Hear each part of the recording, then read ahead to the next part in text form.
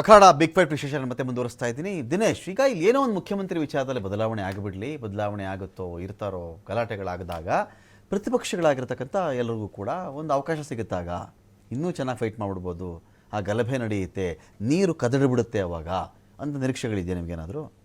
ಒಂದು ರೀತಿ ಇದೆ, ಯಾಕಂದ್ರೆ ನಾನು ಅಬ್ಸರ್ವ್ ಮಾಡಿದ ಇನ್ನು ಗಲಭೆ ಎದ್ದು ಬಿಡ್ಲಿ ಅವಾಗ ಅಂತ. ಹೌದು, ಯಾಕಂದ್ರೆ ಈಗ ನೋಡಿ, ಈಗ ನಾನು ಅಬ್ಸರ್ವ್ ಮಾಡಿದೆ ಮೊನ್ನೆ ಇತ್ತೀಚೆಗೆ ಒಂದು ನ್ಯೂಸ್ ಪೇಪರಲ್ಲೊಂದು ಬಿಜೆಪಿ ಅವರು ಒಂದು ಮಹಾತ್ಮ ಗಾಂಧಿ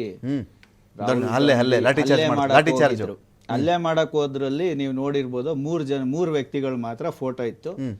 ಡಿ.ಕೆ. ಶಿವಕುಮಾರ್ ಫೋಟೋ ಅಲ್ಲಿ ನಾಪತ್ತೆ ಆಗಿತ್ತು.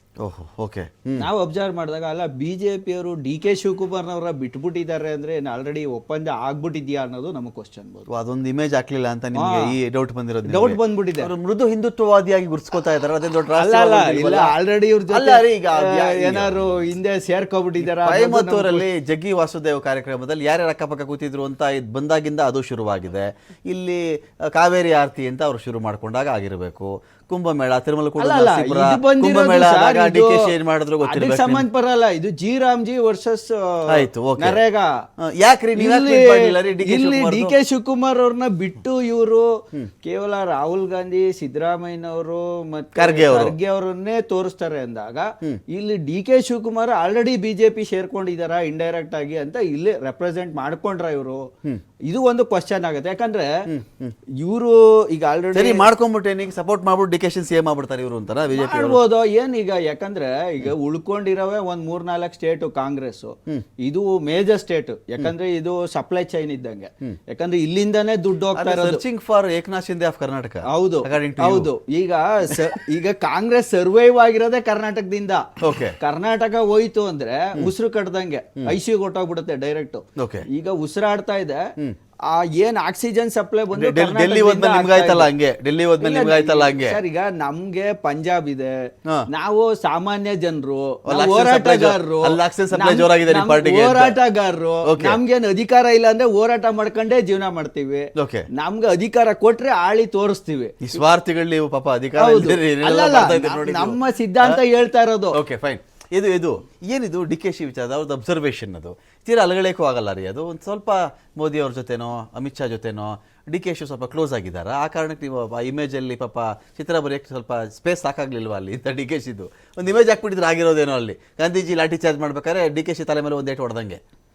ಇಲ್ಲ ಸರ್, ಅಲ್ಲಿ ರಾಷ್ಟ್ರೀಯ ನಾಯಕರು ಯಾರಿದ್ದಾರೆ ಮತ್ತೆ ರಾಜ್ಯದ ಪ್ರತಿನಿಧಿಯಾಗಿ ಯಾರು ವಿರೋಧ ಮಾಡಿದ್ರು ಅವ್ರನ್ನ ಪ್ರತಿನಿಧಿ ಅಂತದ್ದು ಆ ಗುಂಪೆಲ್ಲ. ಆದ್ರೂ ಒಂಚೂರು ಮಮಕಾರ ಇದ್ದಂಗೆ ಇದೆ ರೀ ನಿಮ್ಗೆ? ಇಲ್ಲ ಸರ್, ನಮ್ಗೆ ಬಾಯಿ ಮಾತಲ್ಲಿ ಮಾತಾಡ್ತೀರ, ಚೂರು ಮಮಕಾರ ಇದೆ ಒಂಚೂರು.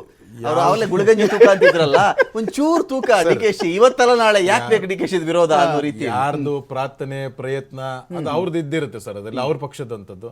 ನಮ್ಮ ಪ್ರಾರ್ಥನೆ ನಮ್ಮ ಪ್ರಯತ್ನ ನಾವೇ ಅಧಿಕಾರಕ್ಕೆ 2.5 ವರ್ಷ ಸಿಗುತ್ತೆ ನೋಡಿ ಒಂದ್ ಕಡೆ ಅಧಿಕಾರ, 2.5 ವರ್ಷ ಸಿಗುತ್ತೆ ಟ್ರೈ ಮಾಡ್ಬಿಟ್ರೆ. ಇಲ್ಲ ಸರ್, ಜನರು ನಮ್ಗೆ 5 ವರ್ಷ ಪೂರ್ಣವಾಗಿ ಕೊಡ್ತಾರೆ.